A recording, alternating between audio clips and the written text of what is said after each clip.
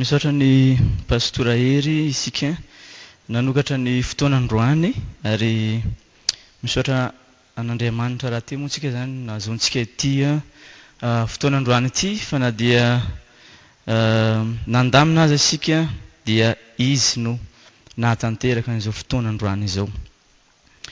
Eto am-panomboana dia miarahaba ny fiangonana FLM Mahalavolona izay tarihin'ny pastora Hery moa izay nanokatra ny fotoana teo izay narahany iran'reto chorale mahafinaritra nanokatra ny fotoanandroany nahatratra ny 10 taona. Alohan'ny hatory tamin'ny alina dia nieritreritra lalina hoe zany olona 10 taona zany raha ny marina dia mbola zaza ihany. Kanefa raha ny lohahevitra izay narosony ho visavisaintsika androany dia tena tsy fanontaniany zaza mihitsy satria izany resaka homosexualité zany dia efa any amin'ny fampianarana ataoko hoe tena any amin'ny hainy fiangonana. Zany efa mieritreritra ny hoaviny sy ny fahalebiazany ity fiangonana Mahalavolona ity.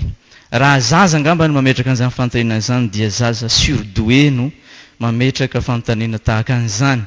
Miarahaba tompoko nahatratra ny 10 taona ary dia miara-miombom-bavaka aminareo zahay ny ela velona an'izany fiangonana izany mba hitombo ao amin'ny finoana sy ny fahatokinan Jesosy mandra-pahatongany avy any amin'ny rano lanitra. Izay no ela fa dia miarahaba antsika rehetra ihany koa izay tonga eto manatrika izao conférence izao izay noman'ny fiangonana Mahalavolona moa zany.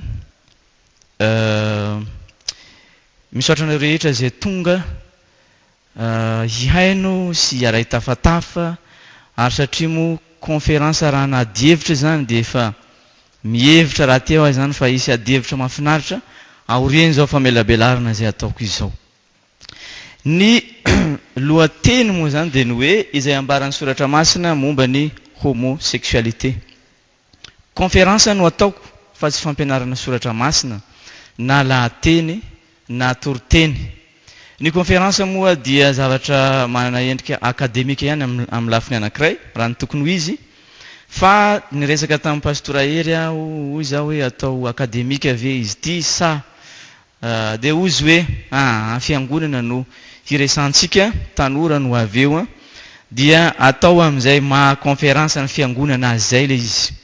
Dia ny tanjon'ny conférence moa dia misy lohahevitra anankiray izay hoentina dia hiadiana hevitra le izy mba hahazahoana fahalalana sy hafana ihany koa miatrika fanontaniana hafa izay miainga avy amin'ilay lohahevitra. Manina isika no tsy maintsy miresaka momba ny homosexualité. Ny antony voalohany indrindra dia ankoatry ny maharesabe azy manerana ny fiangonana eran'izao tontolo izao sy eto amin'ny fiangonantsika dia ao ihany koa ny fanatontoloana izay mitondra rivotra sy hevitra teolojia marobe mibosesika mankaty amin'ny firenentsika sy mankaty amin'ny fiangonantsika. Ary ny ankamaroan'izy ireny dia hevitra izay manaiky ny homosexualité. Ianareo izay avy any somary lavidavitra mety tsy hahita tsara nyity soratra ity fa dia ataoko amin'izay mety azy eo ihany le izy. Ny faharoa koa dia tsy ampy amintsika ny milaza fotsiny hoe zahay tsy manaiky ny homosexualité fa mila manana fahalalana isika, fahalalana marim-pototra ara-tsoratra masina mba hahafahantsika ihany koa manohitra ireo fampianarana marary izay manaiky ny homosexualité. Ny fahatelo dia efa misy atanatin'ny fiangonantsika raha teo ny olona homosexuel. Mety tsy fantatsika ireo fa tena misy ato amin'ny fiangonantsika.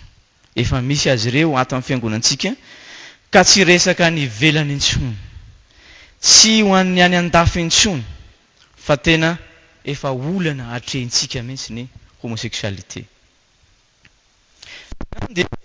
Anjarantsika ny mahalala sy mahafantatra mba hahafahantsika mitaona an'ireny namantsika izay efa ato anatin'ny fiangonana, mba hahafantatra sy hahalala fa fahotana izany.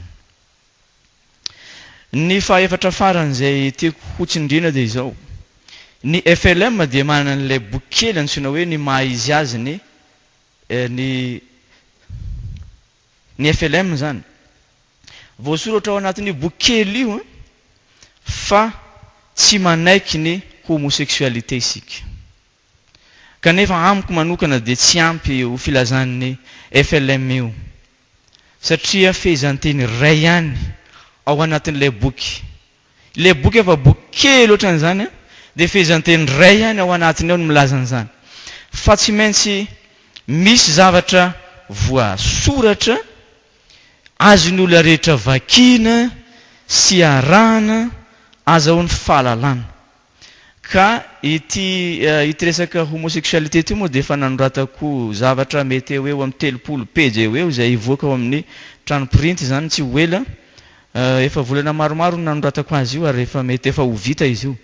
Raha ekeny ny FLM dia ho avoaka karazana brochure kely izy io zany. Izay no tanjoko.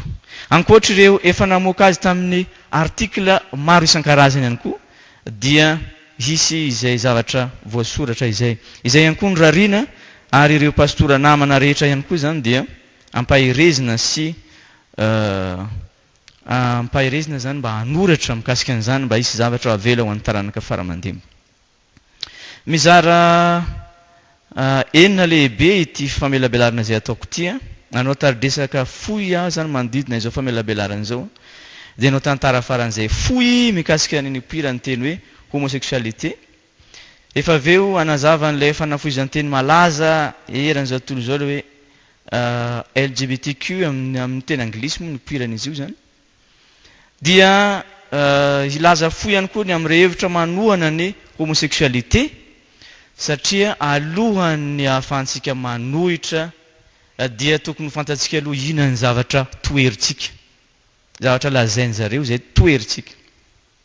Dia ny fahadimy dia ireo soratra masina milaza mivantana na ankolaka momba ny homosexualité sy arahan'ny fanoherana ireo fampianarana izay manohana izany. Izany hoe tena hojerentsika eto androany hoe inona daholo ireo soratra masina na ao amin'ny testamenta taloha na ao amin'ny testamenta vaovao izay manambara mikasika ny homosexualité zany. Dia hiezaka moa zahay hitondra ny fanazavako avy amin'ny fiteny fototra zany tena nanoratana ny baibolitsika.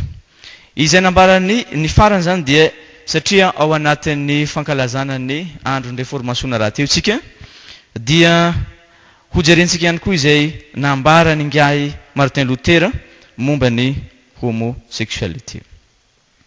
Ny fanontaniana ivon'izao famelabelarana ataoko izao dia ny hoe fahotana ve ny homosexualité. Mety ho gaga ihany tsika amin'izany fanontaniana izany. Satria alohan'ny ahatongavanareo eto dia efa mitondra valiny raha teo nareo hoe fahotana io. Fa kanefa ireo hevitra marobe avy any ivelany izay harantsika eto androany dia milaza fa tsy fahotana ny homosexualité. Ny faharoa ny tanjon'ny famelabelarana dia efa voalazako teo ihany. Dia ny mba ahazoan'ny mpiaino anareo zany fahalalana mazava mikasika izay ambarany soratra masina momba ny homosexualité. Raha mivoaka vetsika androany dia tsy tokony hisy honohono intsony fa tokony ho fantatrao tsara amin'izay tena hevitra ny soratra masina mikasika an'izany aretina mamoa fady zany. Ny fahatelo dia ny fomba izay hoentiko mamelabelatra eto dia miompana indrindra sy mifototra amin'ny fanazavana ireo soratra masina milaza mivantana na ankolaka momba ny homosexualité. Zany hoe karazana heviteny no ataoko zany. Ny fetran'ny famelabelarana maro be ny zavatra azo resahana mikasika an'ity lohahevitra ity, fa noferako ny cadre zany fijereko azy dia fijery aratsoratra masina, perspective biblika zany. Fa tsy miresaka ny lafiny tahaka ny hoe anthropologie na sociologie na resaka médical sy ny sisa, fa mifototra amin'izay fijery biblika izay no ataoko. Ny teny hoe homosexualité avy aiza izy io? Tanoana ny taona 1979 no nipoirany voalohany, zany hoe tamin'ny taona 1970 zany. Ao anatina pamphlet na karazana brochure moa zany no nahitana azy voalohany tany Allemagne izy io, zany hoe voasoratra tamin'ny teny amin'ny fiteny allemand zany. Tao no nahitana ny teny hoe homosexualité voalohany indrindra. Fa taty aoriana moa zany dia voadika tamin'ny teny anglisy izy io, izay no nahazoantsika koa ny teny frantsay, ary amin'ny teny malagasy moa izy raha tsy diso fa dia ny fiarahany mitovy fananahana angamba na fanelahana koa moa izy. Ny nampiasana an'io teny io zany dia ny Andohany zany dia saika teo amin'ny sehatra médical, ireo mpikirakira fahasalamana ny dokotera no tena niresaka azy betsaka tamin'izany fotoana zany. Ary talohan'izany dia nisy terme hafa izay nampiasaina tahaka ny hoe sodomia sy ny pédérastie zany. Avy amin'io pédérastie moa nazaon'ilay hoe PD izay henitsika matetika na fiarahamonina. Ny sodomie raha temo zany dia avy amin'ilay anarana ao amin'ny baiboly hoe Sodoma nazaona azy, izay mbola hitantsika betsaka. Ny homosexualité tsy zava-baovao teo amin'ny tantara akory, fa hatramin'ny fahagola indrindra dia efa nisy azy. Amin'ireo angano Egyptiana dia nahitana fa ireo Andriamanitra Egyptiana dia homosexuel. Ohatra ilay Andriamanitra antsoina hoe Horus dia nanao firaisana amina lehilahy, amin'Andriamanitra lehilahy mitovy aminy. Tany Grèce fa izay dia nanana karazana mpanompo-kely ny olona tao an-trano. Ireny mpanompo-kely ireny dia matetika lehilahy, ankizilahy zany. Dia hitan'ireo mpikaroka tantara fa nisy tamin'izy ireny izay nampiasain'ilay tompony ka nanaovan'izany firaisana ara-nofo zany eo amin'ny lehilahy sy lehilahy zany. Ankizy ireo zany, zaza. Voarakitra amin'ny tantara izany. Mandroso ihany tantara. Zany hoe karazana survol moa no ataoko fa tsika tsy afaka hijanona ela be amin'ilay tantaran'ilay izy. Anao any amin'ny taona 1970 dia voalaza fa nisy ireo missionnaire frantsay any amin'ny faritra Amerika avaratra izay nanao fitafiam-behivavy izy ireo zany. Ary voalaza koa fa ny tia lehilahy nitovy taminy. Na fifandraisana sy nanao firaisana tamin'izy ireo zany. Dia tany Nouvelle-Guinée koa voalaza fa voalaza mpahay anthropologie zany fa nisy ireo ankizilahy indray reto zany, izay mifandray amin'ny resaka fivavahana izy io, fa nisy fotoana izay nanaovan'izy ireo firaisana ao anatin'ny masamy ankizilahy azy. Sombony ihany ireo fa misy raha manao fikaroana isika dia hita marobe fa efa tsy zava-baovao teo amin'ny tantara akory zany. Na dia izany aza nefa dia tsy mbola nantsoina tamin'izany anarana hoe homosexuel izany izy ireo raha tsy efa nanomboka tamin'ny taona izay voalazako teo tamin'ny 720 azafady. Ny teny homosexualité moa dia mazava tsara fa avy amin'ny teny grika izy io, homoios, izay midika hoe mitovy, semblable zany. Dia miaraka amin'ilay sexe moa zany dia midika hoe fiarahan'ny olona mitovy sexe, na lahy sy lahy na vavy sy vavy. Maria nefa fa ny hoe fiarahana dia tsy voatery miafara amin'ny fanambadiana ilay izy. Fa mety fiarahana mangina, mety misy firaisana ara-nofo, ary misy ihany koa nefa dia karazana orientation fotsiny ilay izy. Orientation sexuelle izay tsy ampiarin'ilay olona. Fa zavatra iainany mangina ao amin'ny fiainan'ilay izy. Ireo izay metia sy miaraka amin'ny olona hafa ihany koa dia antsoina hoe hétérosexuel. Zavatra efa fantatsika moa izany fa fanamariana ireo. Ireo izay sady miaraka amin'ny mitovy fananana aminy no miaraka amin'ireo izay fananana hafa tsy mitovy aminy dia antsoina hoe bisexuel. Amin'ny teny anglisy dia antsoina hoe straight zany le hétérosexuel ary gay na lesbienne. Ireo izay metia na miaraka amin'ny olona mitovy fananana aminy. Ny gay moa zany dia ny lehilahy sy lehilahy, ny lesbienne ny vehivavy sy ny vehivavy. Avy tamin'izany no nahazahoana ny fanafoizan'ny teny hoe LGBTQ izay hitantsika matetika any amin'ny internet na any amin'ny télévision. Ny L dia lesbienne, ny G gay, ny B bisexuel, ny T transgender. Zany hoe ireny olona izay miova genre sy miova sexe azy indraindray. Lehilahy izy lasa ovana vehivavy, vehivavy izy ovana ho lehilahy. Ary dia ovany miaraka amin'izay ihany koa ny maha-izy azy an'ilay olona. Ny Q zany dia voaingana izy ity, eo amin'ny herintaona mahery eny mipiran'ilay Q. Le LGBT zany efa ela be io, fa le Q ndray dia ireo olona izay mbola indécis, tsy mbola nanapa-kevitra hoe inona ny sexe na ny genre. Lehilahy ve isa vehivavy, mbola miady hevitra izy zany, mbola tsy tapa-kevitra. Ireny antsoina hoe queer na questioning amin'ny teny anglisy. Amin'ny teny anglisy daholo moa zany izy io satria saika avy any Amerika ny tena hipoiran'ireo hevitra sy fijery maro mikasika an'izany. Izao tsika dia hijery ireo hevitra ara-baiboly ampiasain'ireo manohana ny homosexualité. Ireo izay manaiky zany ny homosexualité. Mety ho gaga isika fa mety amin'ny fijerintsika dia inona moa ny problème, satria ohatra mazava be ny zavatra voalazan'ny soratra masina.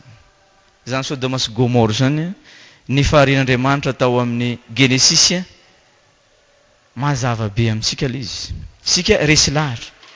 Fa saingy ireo izay manohana na ireo izay manaiky ny homosexualité koa dia io soratra masina izay vakiantsika ihany koa ny vakiny. Ary entiny manohana an'izany. Entiny milaza fa azo atao ny homosexualité. Tsy fahotana izany. Ho jerentsika izy ireo. Ny voalohany dia ny filazana zareo hoe tsy milaza mikasika ny homosexualité kory ny testamenta taloha. Mbola ho hitantsika rehefa avy eo ny heviny. Ny faharoa dia hoe zara raha voaresaka ao amin'ny baiboly ny mikasika ny homosexualité izy. Misy mamarina azy ihany io. Satria tena vitsy ny soratra izay milaza mivantana mikasika ny homosexualité amin'ny soratra masina. Ambaran'izy ireo ihany koa fa Jesosy manokana dia tsy niresaka izany mihitsy na indray mandeha azy. Marina ve sa tsy marina izany? Marina izany. Tsy niresaka an'izany mihitsy Jesosy raha izy mivantana. Ambaran'izy ireo ihany koa fa ilay hoe ary Andriamanitra namorona ny olombelona lahy sy vavy no namorona anazy. Voalazan'izy ireo fa ilay hoe lahy sy vavy ao amin'ny Genesis dia manambara fa tao amin'ny olona no ariana hatramin'ny voalohany ny sexe roa. Olona ray ihany no namboarin'Andriamanitra saingy tao anatin'ny olona io dia ny sexe sy fironana anankiroa, lahy sy vavy. Mahafinaritra ny hevitra zareo. Ohatra ny hafahafa nefa n'ilay izy. Isika raha mamaky an'io Genesis io dia hoy-tsika hoe nanamboatra olona roa Andriamanitra, namboatra lehilahy sy namboatra vehivavy. Tsy izay ve? Fa amin'izy ireo dia tao anatin'ny olona iray ihany ny fironana ho lahy sy ny fironana ho vavy. Ary dia mbola misy amin'ny olona rehetra mandraka ankehitriny izany fironana anankiroa izany. Ka na iray olona irona mankany amin'ilay fironany na izy mirona mankany amin'ilay anankiray. mikasika ireo soratra masina manambara momba ny homosexualité izay lavin'izy ireo dia ireto daholo zany. Ny Genesis 5:20 izay milaza mikasika ny Sodoma sy Gomora dia raha isika no mamaky an'izany dia isika hoe lehibe loatra ny fahotany Sodoma, tezitra Andriamanitra noravany Sodoma sy Gomora. Fa amin'izy ireo kosa dia tsy tahaka an'izany fijeriny azy. Hozy izy hoe tsy resaka homosexualité no problema nandravana ny Sodoma sy Gomora, fa resaka tsy fahaizana mandray vahiny. Amin'ny teny anglisy inhospitality. Fantatsika tsara moa fa ny fandraisam-bahiny dia isan'ireo soatoavy nangezabe tany amin'ny faritry ny Israely zany sy ireo firenena manodidina azy. Zany hoe vahiny izay tonga ao an-tranonao ka tsy voakarakaranao zany, tsy omenao sakafo, na raha tafiny fahavalo izy ka tsy arovanao, dia tena zava-doza eo amin'ny fiarahamonina. Dia ozy ireto olona ireto hoe ireo vahoaka atao Sodoma ireo rehefa nahita an'ilay anjely anankiroa izay tonga atao amin'ny lota dia hamono azy, izany fahalaina ny vahiny zany no tena olana, fa tsy ilay homosexualité akory. Dia faharoan'izany moa dia ilay fanolanana nataon'ilay andian'olona tao amin'io tanàna, violence zany, fa tsy ilay firaisana eo amin'ny lehilahy sy lehilahy izay nataon'ireto olony Sodoma ireto. Mitovy amin'izany ihany koa izay hita ao amin'ny mpitsara 7:20. Mety vitsy amintsika nefa namaky an'io kanefa mitovy paralele amin'ny tantaran'ny Sodoma sy Gomora izay ao amin'ny Genesis 7:20. Misy an'ilay Levita antitra izay tonga ao amin'ny Gibea izay raha tsy diso ny fitadidiako. Rehefa tonga arivariva tao le Levita miaraka amin'ilay vadiny dia nitangorona teo amin'ny trano izay nitoeran'ireto lehilahy avy tao amin'ity tanàna ity dia niteny hoe avoa izy halalana azy, anaovany firaisana zany. Dia niteny ilay tompontrano, ama-tompontrano azy tsy maintsy miaro an'ilay vahiny izy. Aleo izy olona hafa fa tsy reto vahiniko reto. Dia farany dia ilay vadiny no nalefa ho an'ireto olona izay nitangorona teo. Ary tena zavatra mahatsiravina, tena mahatsiravina no seho satria nanaovan'izy ireo hetraketraka nandritry ny alina, naholany zany ny vehivavy anankiray, lehilahy rehetra tao an-tanàna, nanolana azy nandritry ny alina, ary rehefa maraina dia maty io vehivavy io. Ary rehefa maty izy dia nitapatapahana 12 dididina zany. Tena ohatrany hoe mijery film horreur reny zany mijery an'izany raha ohatra ka tena atao amin'ny fomba mivantambantana. Io tantara io koa dia voalazan'izy ireo fa tsy resaka filany nofo, tsy resaka homosexualité akory satria rehefa taminy izy ity vehivavy ity dia nekeny ihany, afa-po izy.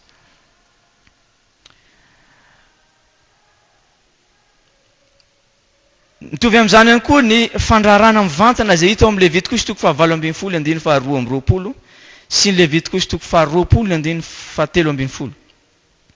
Io tena fandraharana mivantana. Mbola hitantsika rehefa avy eo ny texte. Fa ambaran'ireto izay mpanohana ny homosexualité ity anefa fa tsy ilay firaisan'ny lehilahy sy lehilahy akory no lavina amin'io soratra io, fa ilay prostitution sacrée na ilay fanaovan'ny lehilahy sy lehilahy firaisana ao amin'ny tempolotsampy izay fanaon'ireo firenena jentilisa manodidina an'i Israely. Arak'izany fijeriny zany dia tsy ilay fironana sexuel eo amin'ny lehilahy sy lehilahy koa zany problème an'ilay texte ao amin'ny Levitikosy io, fa miaro ny zanak'Israely amin'ilay fanao nyreto firenena jentilisa manodidina azy. Ao amin'ny Deutéronomie 7:20 ihany koa misy an'ilay teny hoe aoka tsy hisy zanaka vavy na zanaka lahy an'Israely hanolo tena hijangajanga ho fanompoan-tsampy.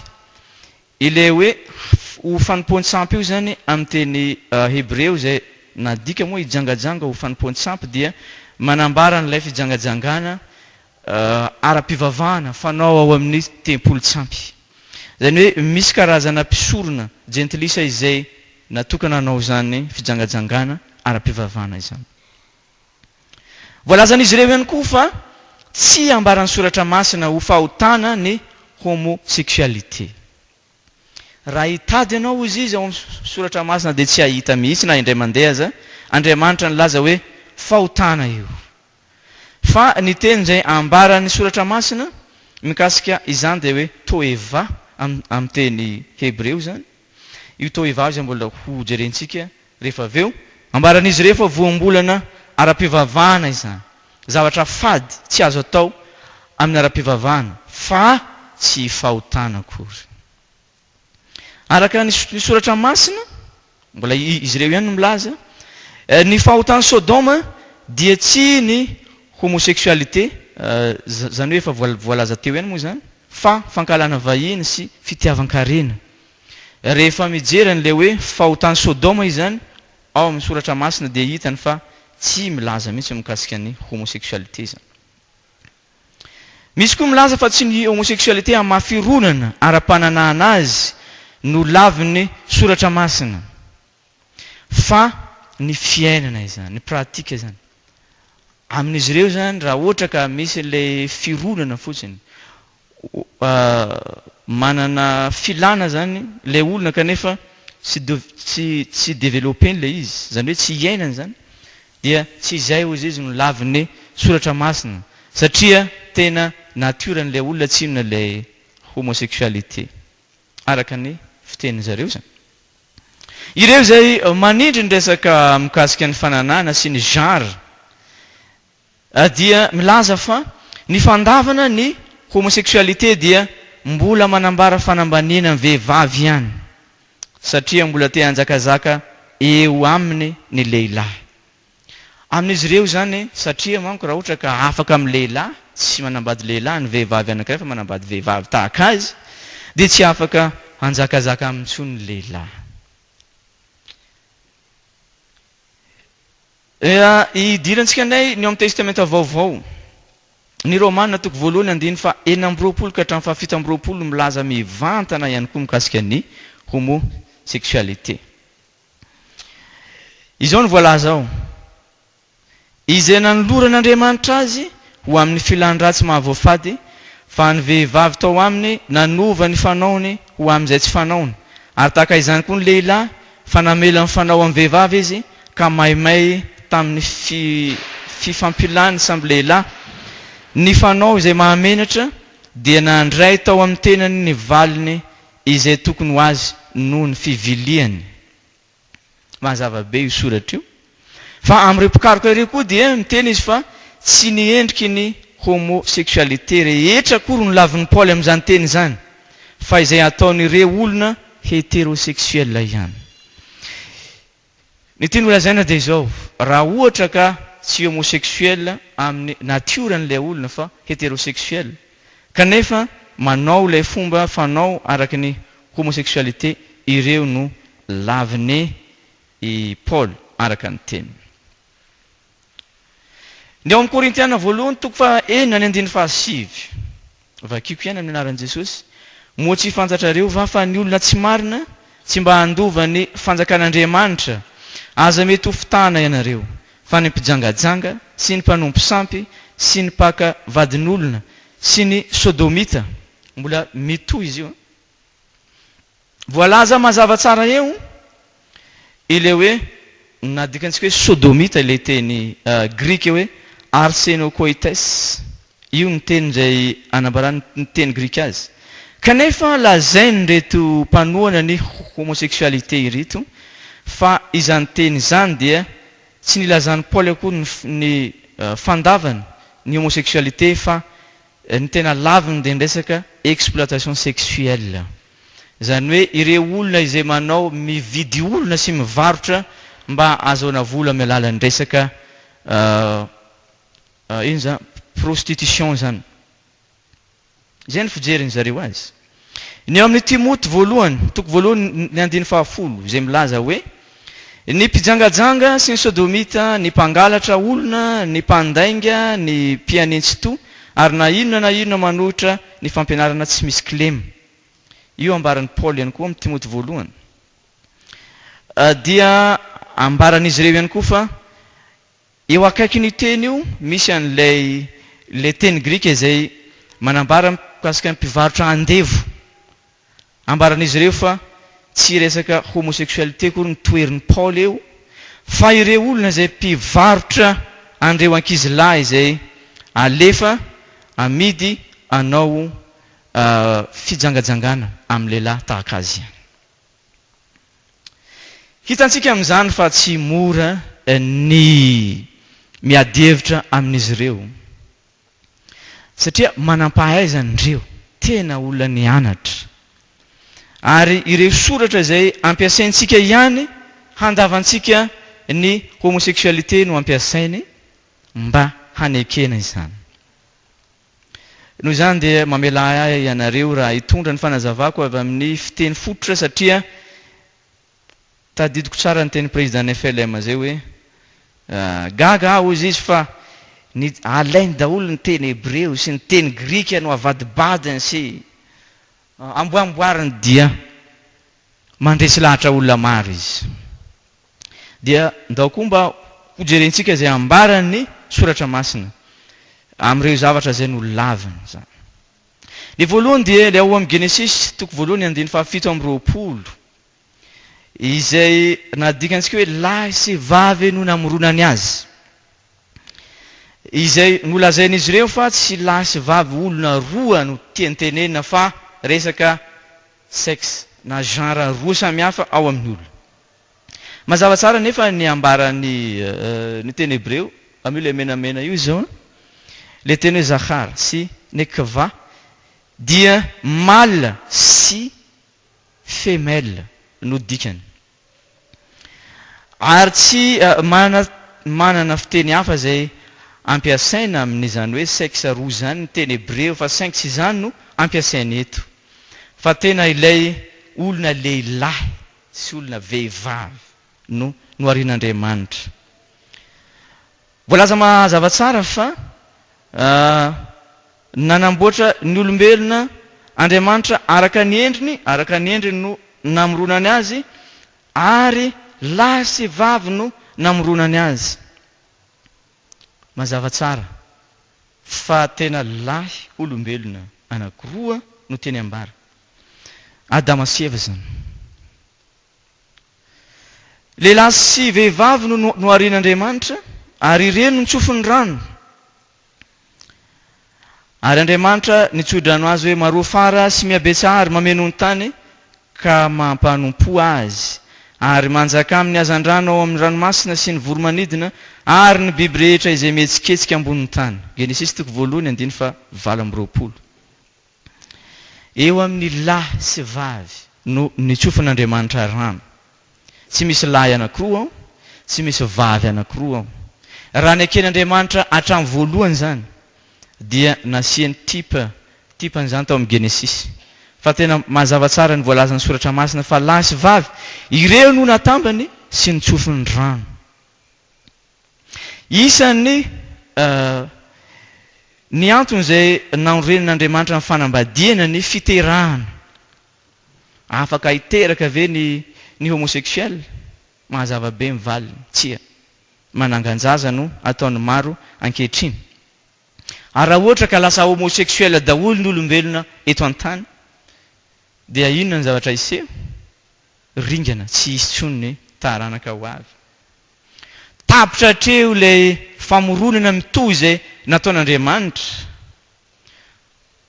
Noho izany dia manohitra ny famoronan'Andriamanitra ny homosexualité. Olona iray no namboarina aloha, avy taminy nanamboaran'Andriamanitra ny vehivavy.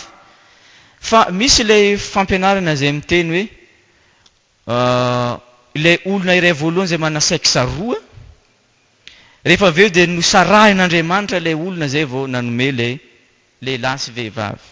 Tsy izany no ambaran'ny soratra masina, fa lehilahy izy. Rehefa avy eo nalaina avy tao aminy ilay vehivavy.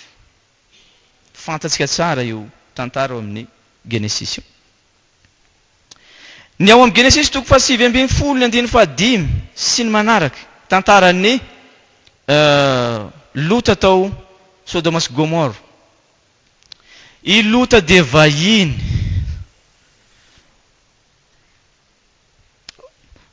izy kanefa koa nitondra vahiny hafa.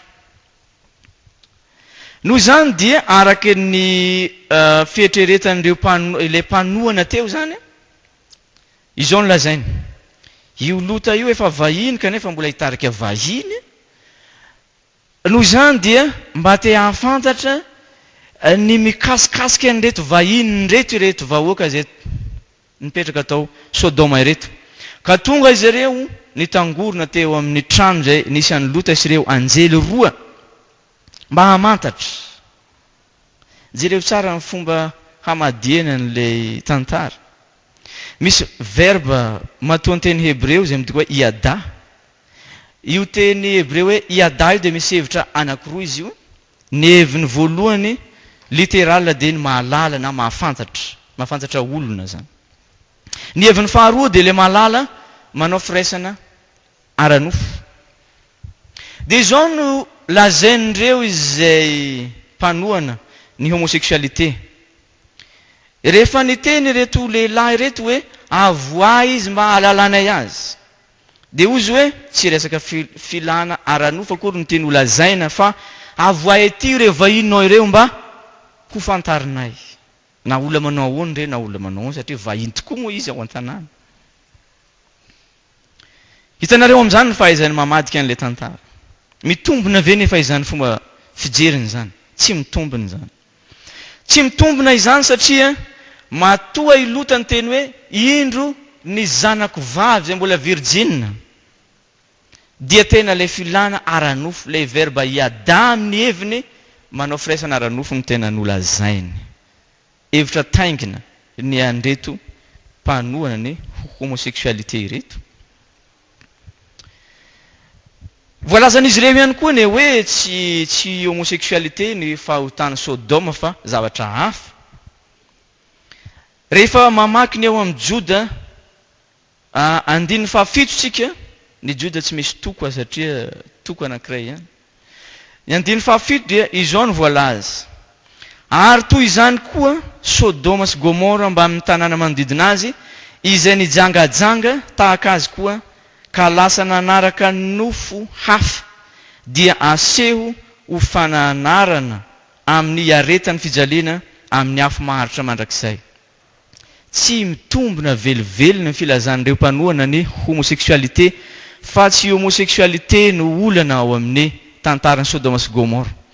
Satria tena ambaran'ny Joda mazava tsara taonjato marobe aty aoriana fa tena izany filana ara-nofo sy fijangajangana izany tokoa no olana sy fahotany Sodoma.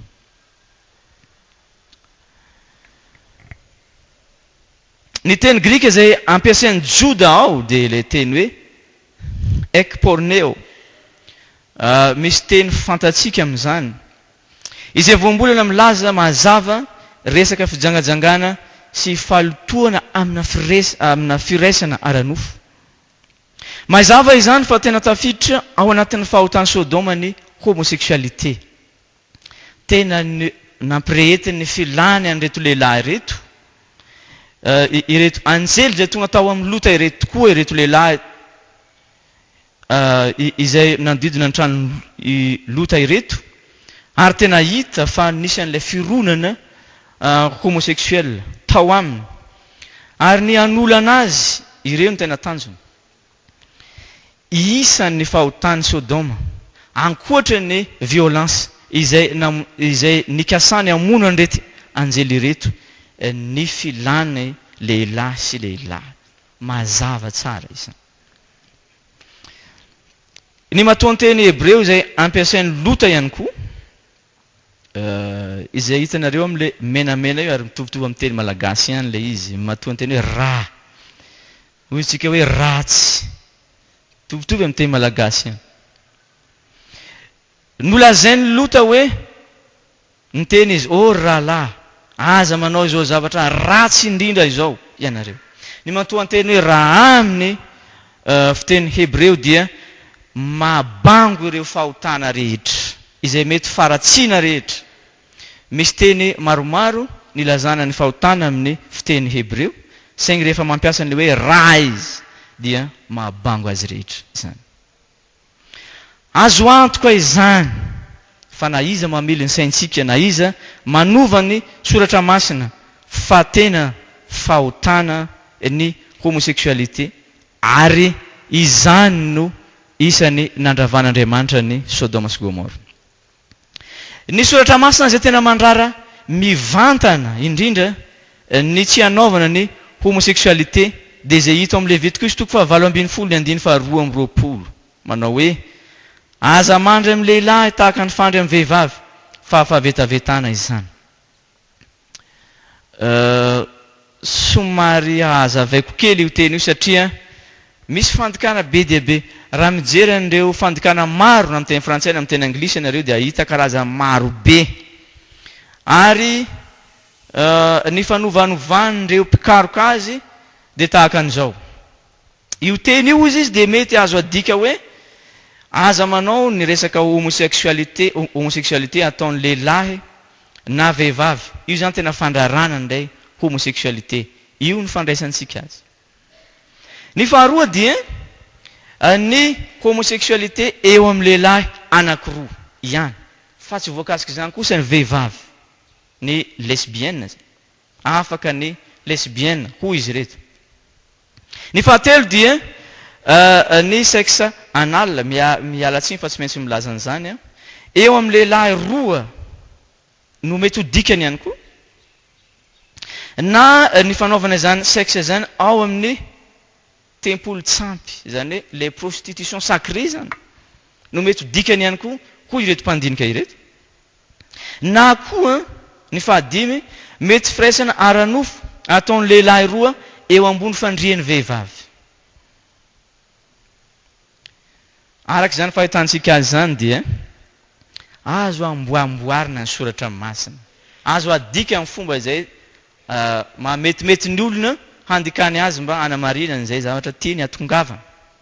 Andao ho jerentsika ny fiteny fototra. Io le menamena io zany no ilazany azy raha adika arabaky teny izy dia hoe aza mandry amin'ny lehilahy toy ny fandry eo ambony fandrian'ny vehivavy. Aza mandry amin'ny lehilahy toy ny fandry eo ambony fandrian'ny vehivavy. Fa ilay fomba fiteny hebreo hoe eo ambony fandrian'ny vehivavy, misy hoe isay zany, dia midika hoe manao firaisana ara-nofo ny dikany. Noho izany raha adika izy zany dia ny hoe aza manao firaisana amin'ny lehilahy toy ny fanaovana firaisana amin'ny vehivavy. Izay ny tena dikany. Raha atao mahitsitsy koa zany dia mandà ny fanaovan'ny lehilahy firaisana amin'ny lehilahy. Kanefa noho ny zava-misy efa fantatsika fa manindry ny resaka genre masculin ny testamenta taloha, dia ny firesahan'ilay lehilahy sy lehilahy dia mahabango ihany koa ny vehivavy sy vehivavy avy hatrany zany. Ny raharany Levitikos 20:2-2 dia ny fanaovan'ny lehilahy firaisana amin'ny lehilahy, ary mitombina koa izany eo amin'ny vehivavy sy vehivavy. Mahazo antoka tsika izany fa ny dikany teny baiboly malagasy tompoko dia marina. Fa raha mahita dikany teny hafa ianareo izay manovanova an'izany dia aitsio izy. Tsy resaka fanaovana firaisana any anaty tempolo tsampy akory, araka izay voalaza an'ireto mpanohana ireto no voalaza eto, fa tena ilay firaisana ara-nofo eo amin'ny mitovy fananaha, na lehilahy zany, lehilahy sy lehilahy, na vehivavy sy vehivavy. Marina tokoa ny filazan'izy ireo fa ny teny hebreo hoe toeva dia voambolana mikasika ny fanompoam-pivavahana. Tena marina io. Ilazana ny fanompoan-tsampy, ilazana ny fanatitra, ilazana zavatra maharikoriko zany, ditikazo izay atao fanatitra nefa maharikoriko satria tsy ankasitrahan'ilay Andriamanitra anolorana azy, ilazana ny sakafo tsy fihinana fady zany, ilazana fandatsahan-dra ihany koa ny teny hoe toeva, ilazana firaisana ara-nofo maloto, fijangajangana zany, fanambadiana voararany lalàny jiosy, ny vola azo avy amin'ny fitondrantena maloto, ambarany teny hoe toeva daholo zany, sy ny maro hafa zay maro be izy. Kanefa raha mijery an'ireo lisitra rehetrareo sika dia hita avy hatrany fa fahotana daholo reo. Inona tsy fahotana amin'ireo? Firaisana ara-nofo maloto ve? Sa ny resaka sakafo fady izay tsy fihinana izay nitorahana vatony jiosy. Ny vehivavy izay tratrany jangajanga dia notoraham-bato ho faty, tena nampahatezitra an'Andriamanitra, voarara izany, tsy azo atao, ary voalaza ny didy fahenina aza ny aza mijangajanga. Ahoana no asahian'ireto olona ireto milaza fa ny toeva dia tsy manambara fahotana? Tena fahotana ny toeva. Noho izany araka ny Levitikos toko 7:20 zany sy ny Levitikos toko 20 dia fahotana ny homosexualité. Ao amin'ny testamenta vaovao indray no ho jerentsika. Hoy ireo mpilaza masaka hoe tsy nilaza mikasika ny homosexualité Jesosy. Marina tokoa zany. Tsy nilaza mihitsy izy. Tsy niteny izy hoe ino izy ty? Ry vahoakan'i Jerosalema tsy azonareo atao ny homosexualité, na niteny mivantana izy hoe fahotana ny homosexualité. Voaozina izay manao zany. Tena tsy niteny an'izany tokoa izy. Tsy niteny an'izany, mivantana izy. Tsy nampiasa ireo voambolona mikasika ny homosexualité tokoa Jesosy, nefa mazava tsara ny fampianarany mikasika ny fanambadiana. Izay hitantsika ao Mateo toko 7:20, 7 ka hatramin'ny 12:20. Marka toko 10, misy diso angambany io. Ny toko 2 ka hatramin'ny 10 angambany io ny manaraka any. Ny nakan Jesosy an'ilay fototry ny fanambadiana tao amin'ny Genesis, ilay nilazany fa lahy sy vavy no namoronan'Andriamanitra, nataony nalainy mivantana, ilay teny avy eo amin'ny Genesis, ary ozy izy hoe tsy azo ny olombelona sarahana ireo.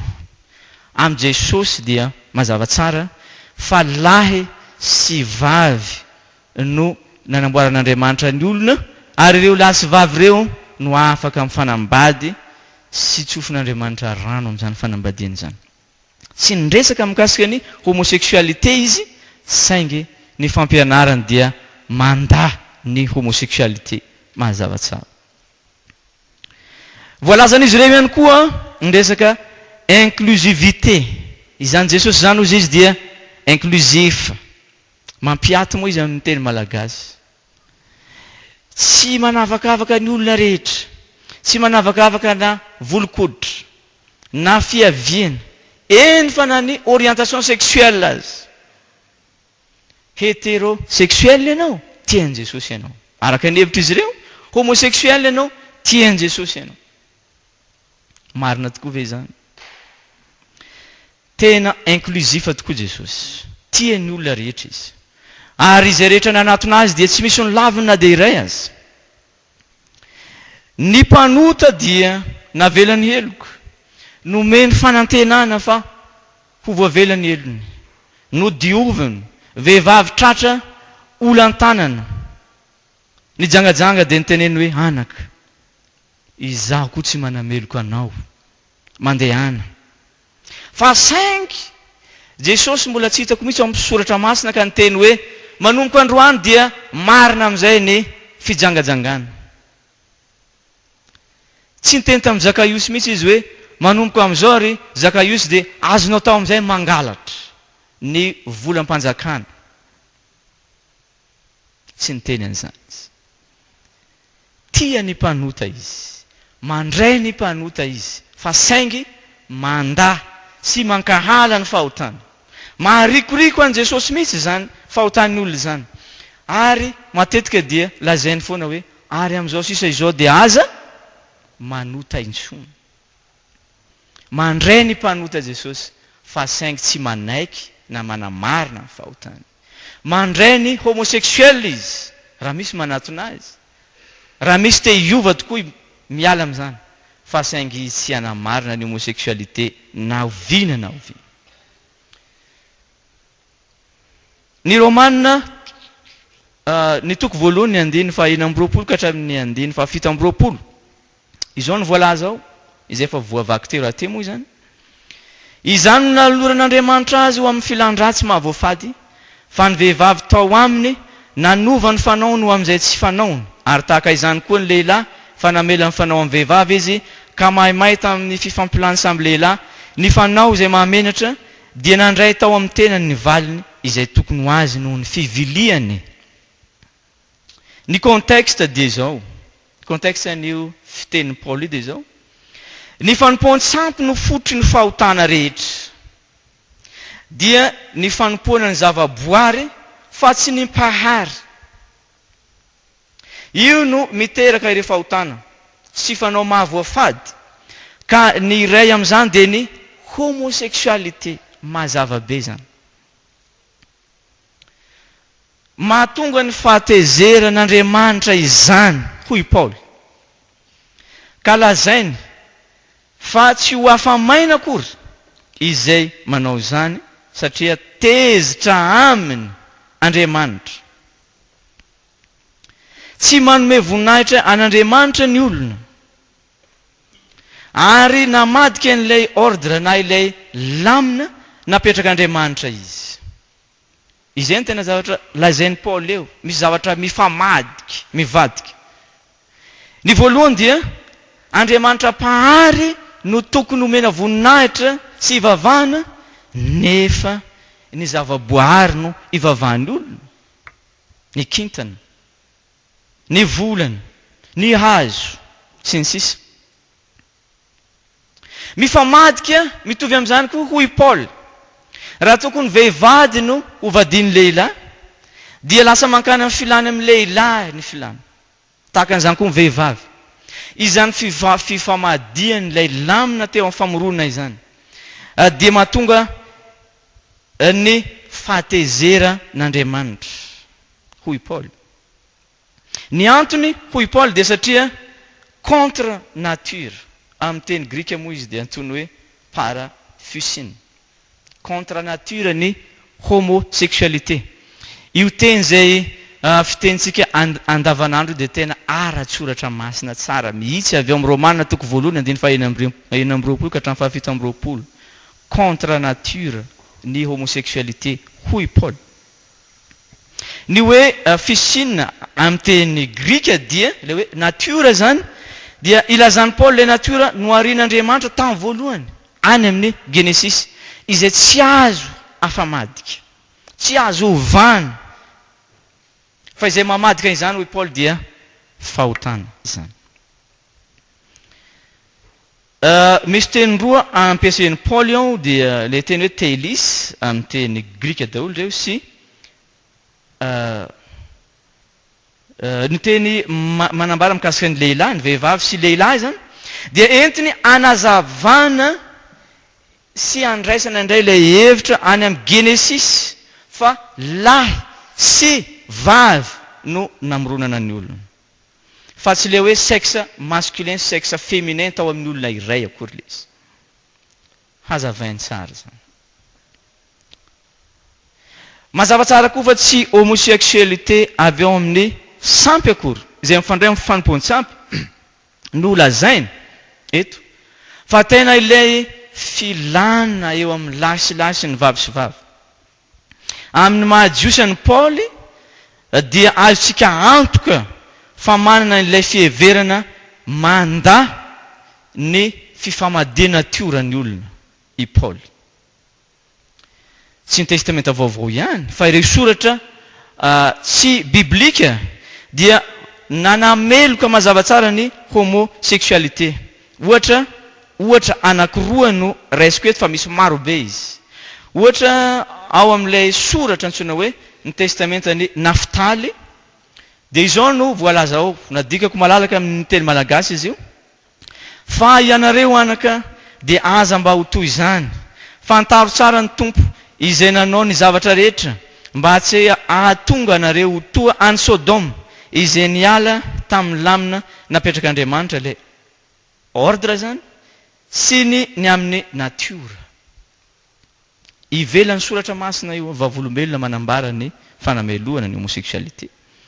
Ny lojika ampiasain'i Paul dia tsotra sy mazava ny fahotana no nampatezitra an'Andriamanitra noho izany ny homosexualité dia fahotana tsotra kely.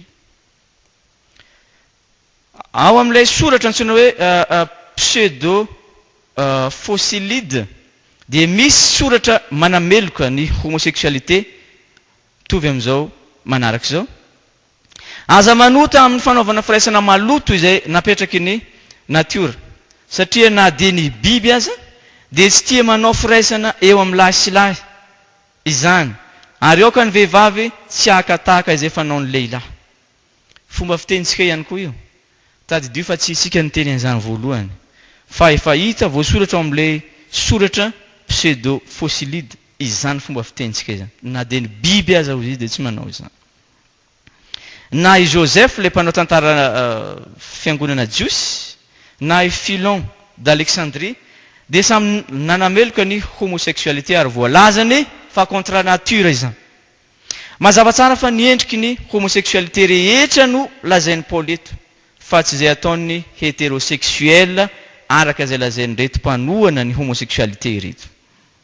Tsy manondro ny resaka pédérastie fotsiny i Paul raha izany dia nampiasa ny teny grika hoe misy teny grika manokana hilazana an'izany saingy tsy izany nampiasain'i Paul fa ilay teny izay efa nambara tamintsika teo ilay teny grika izay terme teknika filazana ny homosexuel.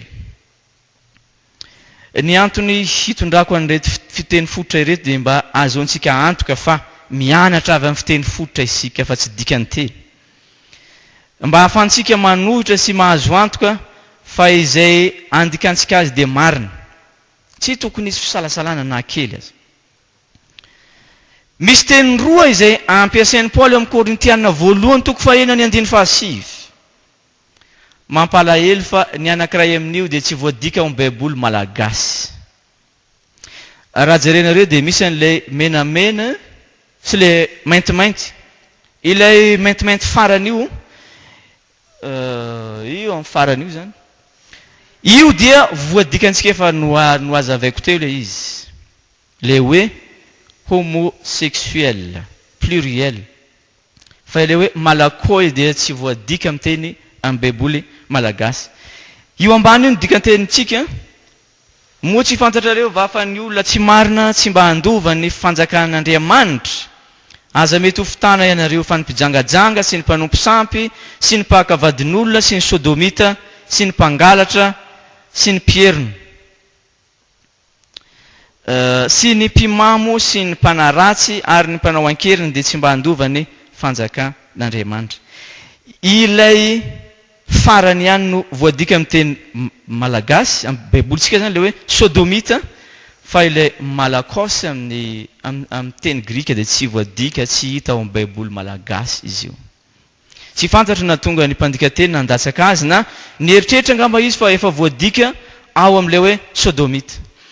Fa ilay malakosy dia ilazana ny amin'ny teny frantsay izy antsoina hoe efféminé zany hoe olona manana ina moa zany andikan'izany toetrambehivavy na sarim-bavy anga fa kanefa ny tena dikany dia ireo lehilahy izay mandray ny anjara toerany vehivavy zany hoe pasifa izy zany eo amin'ilay fiarahany izy samby homosexuel.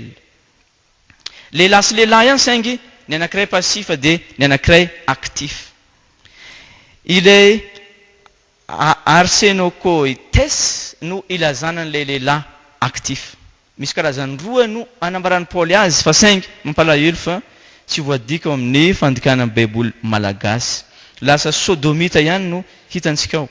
fa izy roa dia samy lazainy Paul avokoa.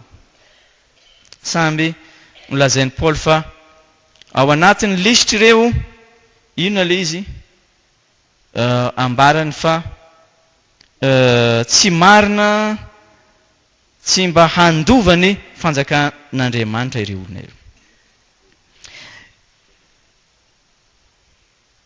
Noho izany dia na dia misy manky azy ny fandikantsentsika dia tsy maninona zany. Mety mbola ho voahitsy ihany izy any aoriana any. Fa ny tiany Paul ambara dia na ny pasifa na ny aktifa rehefa homosexuel izy dia samy diso avokoa, samy melohan'ny ten'Andriamanitra avokoa. Tsy mitombona akory ny filazana izy ireo fa ny fanaovana exploitation sexuelle no ambarany Paul eto. Efa niteneniko ary aloha zany fa misy mieritreritra fa ireo olona izay mivarotra ankizy vavy na ankizy lahy anao fijangajangana na fivarotantena no ambarany Paul eo, mazava tsara fa tsy izany no lazainy. Tsy mitombona ny teny hoe pornos izay fahentsika matetika amin'ny fiteny ampiasaintsika, izay manao firaisana nefa tsy mbola manambady. Izay no tena heviny. Raha olona mbola tsy manambady manao firaisana amin'olona hafa dia io teny grika io no anambarana azy. Ny contexte faharoa ihany koa dia ny mpanompo sampy, ary ny fahatelo dia mpijangajanga. Ny fahaefatra sy ny fahadimy izay efa voalazako teo dia ilay lehilahy pasifa sy aktifa amin'ilay firaisana zany. Ny contexte rehetra eto dia samy milaza zavatra manodidina ny sexe avokoa, filanonofo, fijangajangana. Noho izany dia tsy mitombina velively ny filazan'ireto mpanohana ny homosexualité fa resaka varotra andevo sy fiexploitena ny ankizy no ambarany Paul. Fa tena resaka filan'ny lahy sy lahy sy filan'ny vavy sy vavy. Mazava tsara. Ao amin'ny Timoty voalohany toko fahaenina ny andiny fahasivy, ireo menamena ireo ihany koa no anambarany Paul. Mazava tsara. Ny lazainy Paul dia zao, misy lisitra marobe fa ny lalàna hoy izy dia tsy natao an'ny olona marina akory, fa natao an'iza ho an'ny mpanota hamartolos amin'ny teny grika. Ary ao anatin'ny lisitry ny hamartolos na ny mpanota izany no nampidirany Paul ny homosexuel. Hitantsika amin'ny menamena reo izy. Noho izany dia tsy mitombona velively ihany koa ny filazany reto mpanohana ny homosexualité fa tsy fahotana ny homosexualité. Mazava tsara ny ambarany Paul fa tena fahotana. Ny mpijangajanga, ny sodomita, ny mpangalatr'olona, ny mpandaingy, ny mpianetsito ary na ina manohitra ny fampianarana tsy misy kilema. Nataony Paul lisitra ao amin'ny fahotana daholo ireo. Lazainy Paul mazava tsara fa mpanota ny homosexuel. Araka ny teolojiany Paul dia ny fidirany fahotana no nahatonga ny fifamadiany lamina, ny ordre eo amin'ny lahy sy vavy. Isan'ny fototra nahatonga izany ny fanompoan-tsampy, lasa jambany olona ka namadika ny lamina mahasoa ny olona. Isan'ny ahafantarana ny mpanota ny tsy fahafahany intsony manavaka ny mpahary sy ny zavaboary, fa mivavaka amin'ny zavaboary izy. Ary ny tsy fahaiza manavaka ny lahy sy ny vavy, fa ny lahy dia lasa ny tia lahy sy nanambady lahy, ny vavy amin'ny vavy. Ny mpanota dia tsy marina ka tsy handova ny fanjakana ny lanitra. Izay no teolojian'i Paul. Tsy misy soratra masina na dia iray azy, famitinana an'ilay fanazavana teo reto. Tsy misy soratra masina na dia iray aza azo anamarinana ny homosexualité ry havana. Hatrany amin'ny famoronana dia efa nametraka lamina, ordre sy natura mazava Andriamanitra. Lahy sy vavy no hariny ary ireo no mifanambady sy ny tsofin'ny rano. misy lalàna napetraka Andriamanitra mandrara ny homosexualité.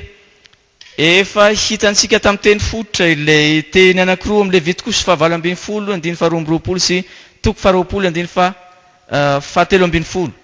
Voalaza mazava tsara fa toeva amin'ny teny Hebreo. Zavatra marikoriko fady indrindra fahotana ny fanao momba ny homosexualité. Na dia tao aza ny fankalana vahiny dia ny homosexualité dia isan'ny fahotana nanameloan'Andriamanitra ny Sodoma sy Gomora. Mbola notsindrian'i Jesosy mafy ny lamina napetrak'Andriamanitra. Lahy sy vavy notsofina rano ary tsy azo sarahana ireo. Tena fitiavana tokoa Jesosy. Nefa navahany mazava tsara ny fitiavan'ny mpanota sy ny fankahalany ny fahotana. Nandray ny mpanota nanatona azy izy, nefa tsy mba nanamarina ny fahotana, na oviana. Voalazan'ny Paul mazava tsara ny mampanota ny homosexuel, sady mpanota no tsy mandova ny fanjakan'Andriamanitra. Ino ny tokony ataontsika ary? Voalazako ty fa efa ato anatin'ny fiangonantsika io. Misy homosexuel ato amin'ny FLM. Ny tokony ataon'ny fiangonana voalohany indrindra, tokony ataon'ny fiangonana vaindohan-draharaha fampianarana fa tena lava ny soratra masina ny homosexualité. Mba tsy handairan'ireo fampianarana marary avy any ivelany sy avy eto an-toerana isika. Hitantsika teo fa tsara petraka ny hevitra izay arosony. Ka raha mareforefotsika tsy ampy soratra masina, tsy mahalala, dia resiny. Tsy ampy ny milaza fotsiny fa tsy manaiky, fa tokony hahay mamaly sy manohitra ara-tsoratra masina ny kristianina loterana. Satria ao anatin'ny fankalazana ny herinandro réformation tsika efa 7:20 ny volana Oktobra androany ho avy ny 1:30 dia mba nitady nanao fikaroana mikasika an'izay mba nambarany nga Martin Luther mikasika ny homosexualité. Tena nandany homosexualité izy. Amin'ny teny anglisy io niniko sy nadika amin'ny teny malagasy fa ho adikako malalaka. Amin'ny Martin Luther dia fahotana tena loza be ny homosexualité. Terrible sin hoy izy amin'ny teny anglisy. Izaho manokana hoy dia tsy dia tena miresaka loatra nreto anty soratra masina ity. Kanefa hozy izy dia hita ito amin'ity soratra masina ity zany.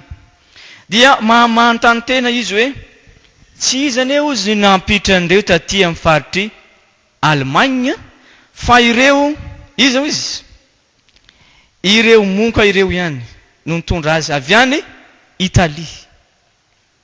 Araka ny filazan'ny Martin Luther dia tao amin'ny monastera no nahitany an'izany. Ary izy nahafantatra fa nisy tamin'ireo monastera tamin'izany fotoana izany. Ary nolazainy fa ireo monka ireo ihany nitondra izany avy any Italia, avy any Roma zany nankany Allemagne. Io ny anankiray misy référence io. Ny faharoa dia ilay ametrahany Martin Luther fa tena mazava tsara. Avy aiza ary izany zavatra zany? Inona nahatonga an'izany? Dia mamaly izy. Tsy salasalana hoy izy. Fa rehefa miala amin'ny fatahorana an'Andriamanitra ny olona, dia fahafahany Satana moramora ao amin'ny olona ny tena natiorany sy ny filana ara-boajanahary napetrak'Andriamanitra dia le filana lahy sy vavy. Ka ovany zany hozy izy. Ka lasa velona ao amin'ny filana ratsy na le filana mivadika. Amin'ny Martin Luther dia avy amin'ny Satana ny homosexualité. Io mbola hazavaina eo amin'ity anankiray ity le zavatra efa nolazaiko ty zany.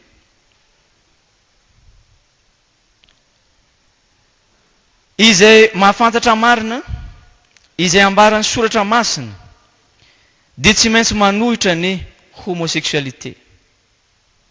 Ny tena loteranina dia tsy maintsy mahafantatra ny marina ambaran'ny soratra masina. Lojika koty, lojika napetrako ty.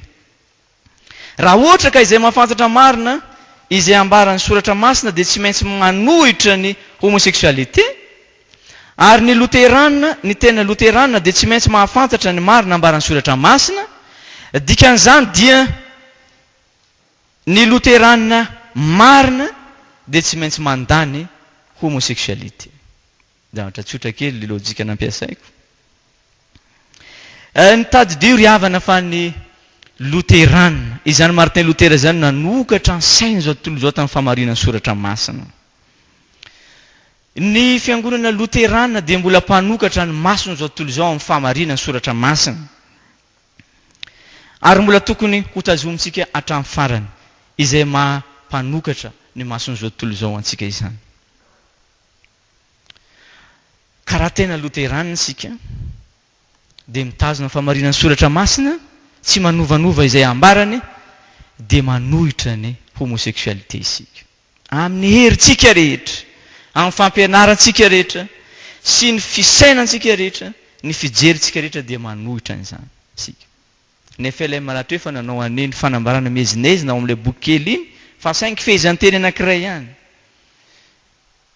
Fehezanteny anankiray ihany. Fa mila manao zavatra ngeza be izy mba ho fantatry ny olona tokoa ny mikasika an'izany. Inona moa no nahatonga an'ireo firenendehibe tafalatsaka amin'izany? Tahaka an'ireo fiangonana loteranina izay miara-miasa amintsika ireo tafalatsaka tamin'izany. Ny fijeriko azy dia ireto zavatra ireto. Ny fivoizana be loatra ny resaka zon'olombelona, droit de l'homme. Mitovy zo ny olona, manana zo itiany, izay tiany izy, avelao izy hitia izay tiany. Raha homosexuel izy, avelao izy tiany, mitovy sexe aminy, aza rarana. Fa zony zany. Ny faharoa dia ny fiaraha-miasa, ny fiangonana akaiky loatra amin'ny fanjakana. Efa mifamaritra loatra manko ny fiangonana sy ny fanjakana dia lasa jamba ny fiangonana. Tsy mahita ny tena izy. Lasa izay ataon'ny fanjakana no tereny arahan'ny fiangonana. Dia manaraka ho azy ny fiangonana. Ny fandraisany ny soratra masina. Lasa tsy manam-pahefana intsony ny voalazan'ny soratra masina. Fa izay ekeny kolotsaina sy ny zon'olombelona no mahery aminy. Noho izany dia maharikoriko ny zava-misy. Ny tena zao dia mahita raha nianatra tany ivelany dia mahita olona mifanoroka ao anaty bus lehilahy sy lehilahy sy vehivavy sy vehivavy. Mba mitsangatsangana any amin'ny ville ianao harivarivan'ny zoma dia mahita olona lehilahy sy lehilahy mifampijorojoro sy vehivavy mifampioroka, mifanoroka sy mifampitaona. Ny maso koa efa nahita vehivavy sy vehivavy avy ny filazan'zareo azy tamin'izany fotoana izany dia nitsofina rano. Bénédiction. Asa moa inona ny bénédiction azy tamin'izany. Fa nitsofina rano ilay vehivavy.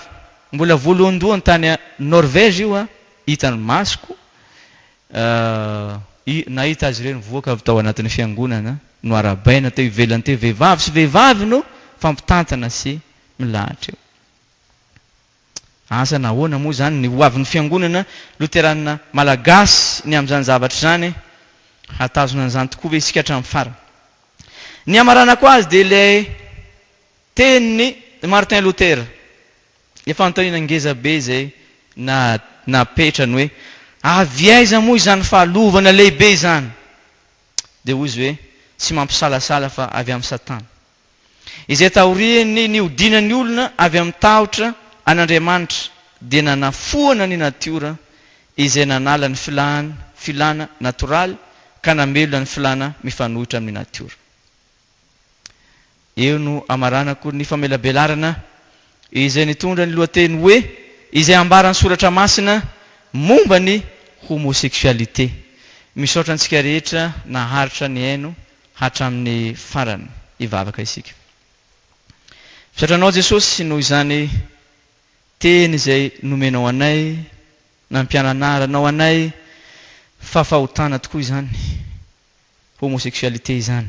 No lavinao zany, tsy nekenao zany, ary inoanay sady ampianarinay ihany koa ankehitriny fa lava ny fiangonana. Ny fiangonana ihany koa tsy manaiky izany. Kanefa tazomy Jesosy ny fiangonanao ao amin'izany famarinany soratra masina izany. Ary tsy izany ihany fa izay mety ho fampianarana na izay mety ho fampiviliana ataon'ny fahavalo. Arovo ny fiangonanao mba tsy ho lavo na ho tafitona amin'izay fampianarana marary sy misy kilema. Ny anaranao Jesosy no angatahako izany. Amen. Eny tompoko, fanontaniana no petraka fa tsy fanazavana na famerenana ny zavatra izay voalaza, fa avy dia fanontaniana mahitsy fohy mazava. Raha ihany sa mbola mieritreritra ndao ary aloha.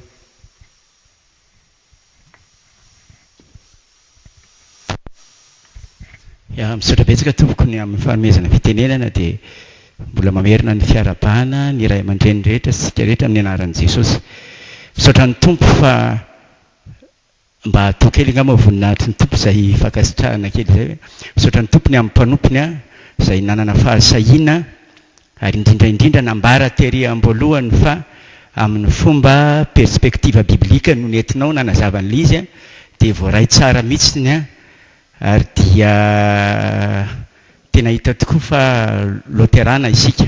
Ny fanontaniana petraka dia hoe manoloana ny fitsofan'ny rivotra avy any ivelany izay efa nisy nambara teo ihany hoe efa tafiditra ao anatiny na ny fiangonana loterana any ivelany aza, ary indrindra ihany koa ny amin'ireo mpiara-miasa amintsika ny famatsim-bola anoanana ny fiangonana mety manahoana ny mety fipetraky ny fiangonana loterana malagasy na amin'izao na atsoatsy mbola azo heverina ve fa araky ny ray aman-dreny izay nampiasain'ny tompo Martin Luther izay nanambara mazava teo fa avy amin'ny satana tokoa ity resaka momba ny homosexualité ity dia mbola azo heverina ve fa mbola hijoro amin'ilay sola scriptura ny Lutheranina ary aiza ho aiza mety ho avy ny rehetrarehetra satria raha sanatria mivava ladiny lelaka tafiditra eto amin'ny FLM malagasy zany io ka hoe lasa malalaka ato amin'ny fiangonana dia izaho manokana koa samy milaza hoe efa tsy fiangonana intsony ny fiangonana. Misaotra tompoko. Misaotra tompoko. Sady daika hatrany hamalan'ilay fanontaniana satria tsy tandrify ahy ilay fanontaniana satria resaka FLM no lazain'ny raha lantsika teo dia ny filohan'ny FLM sy ireo mahafantatra mikasika ny ain'ny FLM no tokony mamaly an'izany fanontaniana izany. Kanefa hamaly kely ihany aho araka ny fahafantarako azy, araka ny zavatra hitako sy izay noresahany ny filohan'ny FLM vaovao zany alohan'ny fifidianana teo dia mbola nilaza izy fa mbola hiara-miasa amin'ireo mpiara-miasa mahazatra tahaka ny NMS sy ny LK zany ny Dany Mission. Izay fotsiny no azoko ambara ny hoe mbola hitazona ve tena mbola mitazona tsika ary mbola mino hafa na miara-miasa amin'izy ireo aza araka ny filazany ihany moa dia ny toro-teny aminy no ataontsika fa tsy nianatra ny fahotana izay ataony. Ka noho izany dia mahavelom-panantenana ihany fa na dia mbola miara-miasa amin'ireo aza ny mpitondra vaovao dia tsy zavatra atahorantsika na kely azy. Ary ny filohan'ny FLM vaovao raha teo dia isan'ny zavatra tena himatymatesany ny ady amin'izany fidiran'ny homosexualité izany. Ka amiko manokana dia tsy matahotra mihitsy aho. Ary ny tenako mpampianatra ao amin'ny salta raha mbola zaho ihany no mampianatra ny testamenta taloha dia raha tsy hoe ilay olona ampianariko mihitsy no iova fa raha ny zavatra ampianariko azy dia tsy hahatonga azy anaiky an'izany naovianao vy. Ary raha manokana dia tena mampiasa ny heriko rehetra sy izay mba kely fantatro hiady amin'ny tsy hidiran'izany ato amin'ny FLM. Misaotra tompo.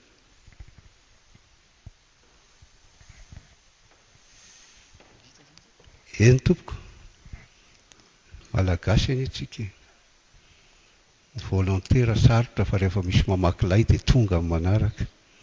Ndao ary ray aman-dreny.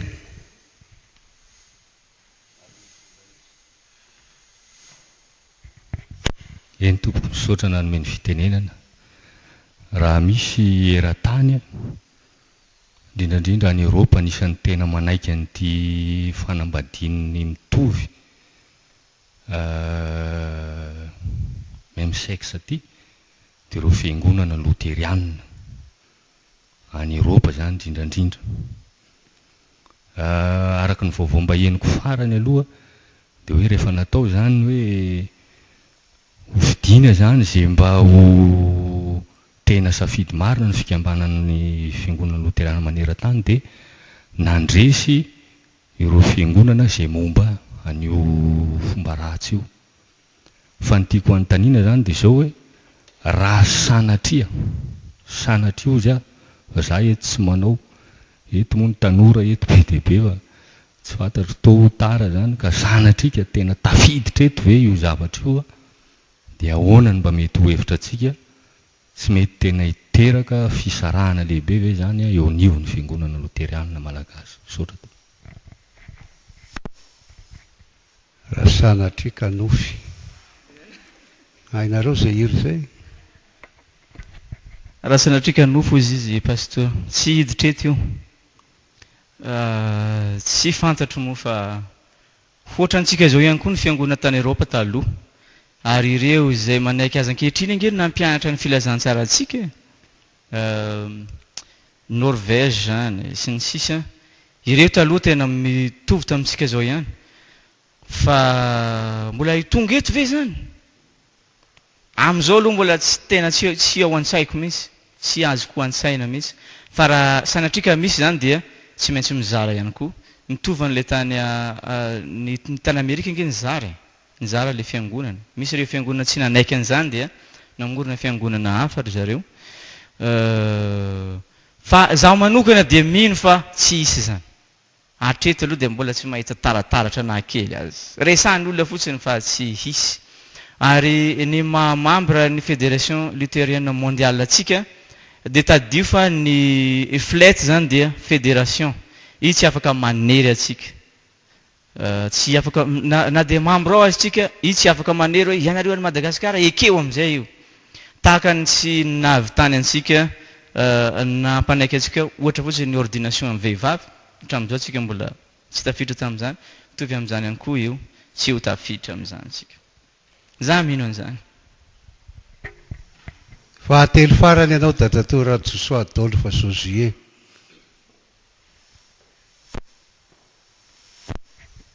Tsorandrina tompoko, tsy ho lava taria aho fa tonga dia fanontaniana. Fampianaranao teo dia nilaza fa hoe ato amin'ny fiangonantsika dia efa misy zany homo zany. Mety tsy tandrify angamba ny valitenika nefa apetrako ihany hoe raha fantatra tokoa aho fa misy. Ary mety misy mijoro vavolombelona mbarao maso kely raha koa tsy rabe na izaninona sy ihany.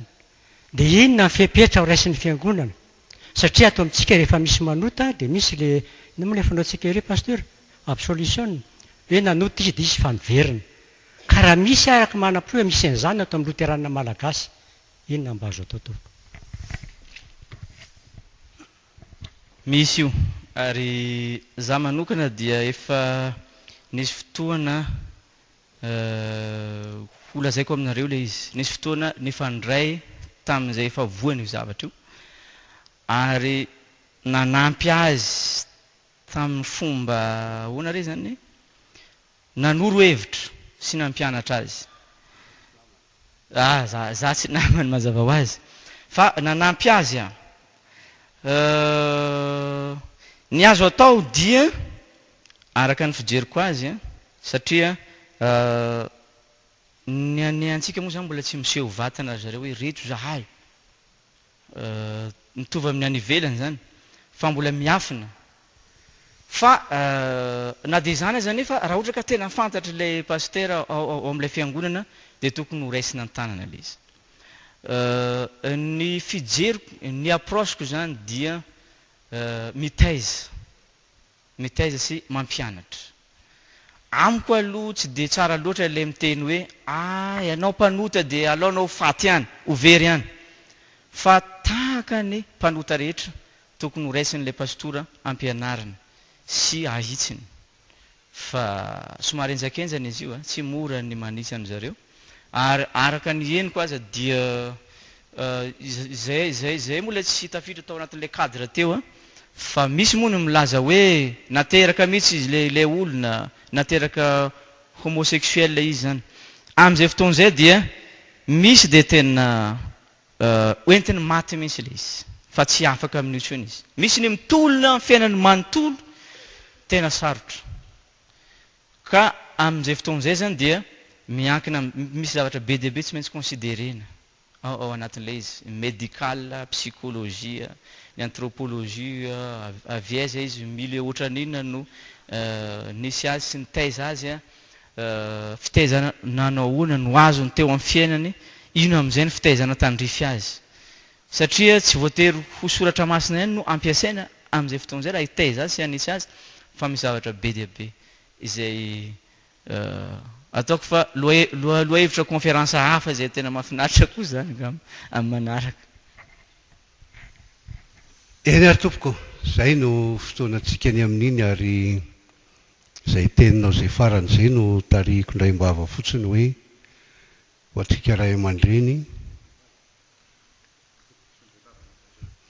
ho atsika ray aman-dreny dia aoka hitaizany zaza resaka teolojia ny resahany teo fa raha miresaka médical no resahako azy hoe rehefa vehivavy ny zanakao dia tezao amin'ny mahavehivavy azy rehefa lehilahy dia tezao amin'ny mahalehilahy azy fa raha hatrany amin'ny fahazazana ny vavy kely tokoa nampanaovinao akanjon-dehilahy sy lehilahy sy lehilahy dia aza gaga ianao fa rehefa mialehibe izy dia tonga ho azy any ihany ka dia misaotra anao ray aman-dreny alohan'ny tena maranako azy dia ny filohan'ny sodaparitany manana teny raim-bava fifanoroana masina atao anaty tempoly io fa tsy le voalaza teo eto ihany ny tena anjarako eto resaka kely amintsika fohifohy ny amin'ny maloterana dia mbola voatanatsia ve za maloterana zany fa mikasika an'ilay teo dia hoe raha misy tokoa ny fihanaky ny homosexualité atao amin'ny fiangonana loterana malagasy dia efa namesozokevitra aho tamin'ny mbola mpampianatra tany amin'ny salta dia ndresaka momba an'io zany nasianresaka an'io aho tamin'ny conférence nationale ny pastora ny FLM natao tany salta tany vorevaratra Fianaratsoa dia nanatrika teo zany ny norvégiana danois fa norvégiana zany tena naraka akaiky an'izy pastora Aril Baquet sy pastora Chetil Hono zay talen'ny STPL tsy amin'ny voko taloha ary efa secrétaire général ny NMS Foibe tany Stavanger dia be dia be le fanteny hoe ina ary no atao za molaza tahaka lazainy docteur Olivier hoe misy fa misy le homosexuel lasy vavy atao fiangonana loterana malagasy misy tena misy tamin'iza mbola mpitondra filevatra fitandremana Batovanako teo dia nentina tao amiko tovolahy anankiray tena homosexuel zany dia izy nalefa niandra confirmation tato dia rehefa resahana moa za mampianatra momba ny didy folo dia resahana le momba ny didy vaina fitsangajangana dia resahako le homosexualité tsy alezy izy dia niala izy tonga ramatoa zany hoe nandalondalo dia aveo tsy hita tsonona leny dia aveo misy anankiray kokay tsy hito na izay na hafa homosexuel koa izy dia tena sahirana dia izy mivenjivenjy ary mivarotra ny tenany no fivelomany dia napetraka ny angaviana zany ramatoa vero vadiny talena tsahamanitra zay tompon'andraikitra mijaio hoe mba raiso tanany ity dia izy nyteny hoe misy namako any a maromaro dia izy mivavaka misy amin'ny loterana misy amin'ny katolika misy ary tovolahy daholo zareo dia hoe ao na fomba nisatana azy a sarotra be hoentina te-am-piangonana dia efa nentina teto am-piangonana teto dia miaraka amin'ny ramatovero sinalady dia avy eo tsy hitandray ny naleny satria rehefa tena hoe ianao mila miala amin'io a esana avoaka devoly sisa tsy mety satria izy tsy resy lahatra hoe asan'ny devolony ao dia lasa izy manelindely amin'ny fitadiavany koa olon-dehibe zao a kristianina atao hoe olona efa mampianatra loatra masina tratran'izany homosexuel io moa zany déviation sexuelle na zany azy dia ino anao atao zany teny hoe tamin'izay conférence nationale zay tsotra natao raisitsika ohatran'ny olona sembana izy fa sembana ara-pananahana lafa psychologique etsetratsera zany docteur Olivier teo dia isika loteranina mila manangana centre lehibe anankiray handraisany tahana azy ireo dia biazonao izy satria division sexuelle dia tadiavina ara-pomba psychologique ara-pomba sociologique anthropologique médical etsetretsetra zany a ny fanitsinazy hiverina amin'ilay hoe sexualité normale naturelle zany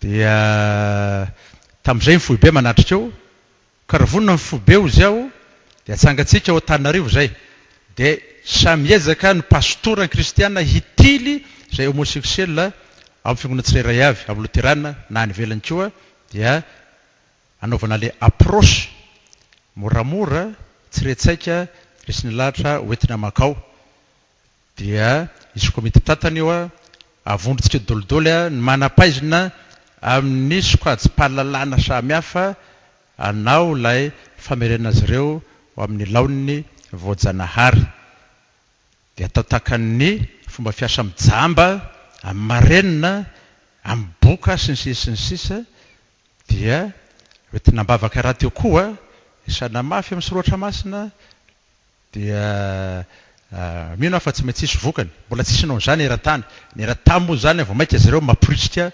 ary manohana mafy andreo dia ozy ny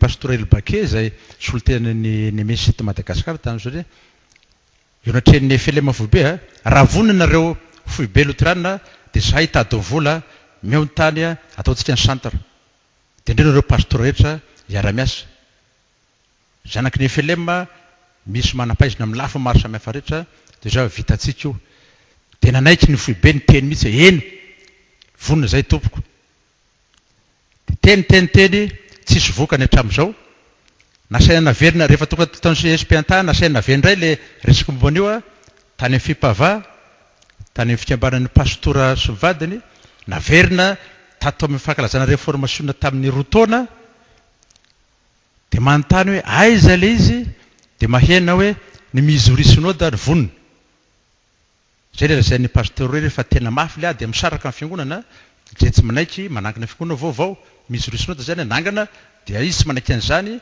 niala tamin'ny filety izy zay voatery manaiky an'io vokatry politika sy ndresa-bola dia tsangana le mizory synode tsy zay moa ny antony nitsangana ny fahazavatra maro dia izy anisan'ny laza hoe raha voninareo avy any amin'ny président David Ndray nytokavanjy zay dia lazao le olona tompon'le hevitra fa ito amin'isy vola hanaovana azy dia lazanao dia vetivety eo misy olona pastora laika be dia be ataovy pastora fa zaho ao hiaraka amiko anangan'lizy dia hoe izy reto zaho reto ay le olona intéressé amin'ity zay hoe tsy alao izany lasa tao fanodikodiana mbola sy fitetiavana tombontsoindray ilay izy azy le olona kendrena tsy ho tody any za tsy aharitra ho tsoritindreo olona reo za aleoko mangina